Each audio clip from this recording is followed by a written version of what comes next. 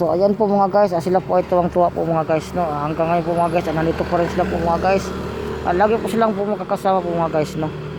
So ayan po, sila po ay naghihintay lang po na ma-rescue po ni Madam Leah Bourbon. So ayan po, ate mo silang pinakain po mga guys. So ayan po mga guys, ngayon po dapat i-rescue po yung tatlong pong aso po na nandito po sa Malbar Street po, no. Barangay 37. So ang sabi po ng rider po ni Ma'am Leah Bourbon ay bukas na lang po daw i-rescue yung aso dahil sila po ay mayroon po silang rescue po kanina doon po sa may Bulacan.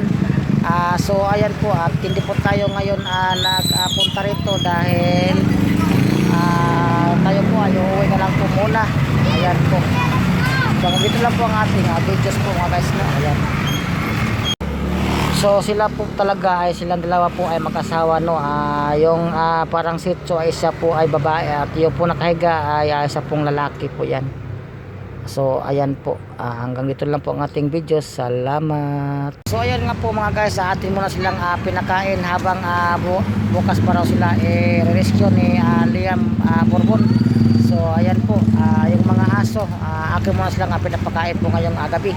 So hanggang dito lang po muna ang ating videos.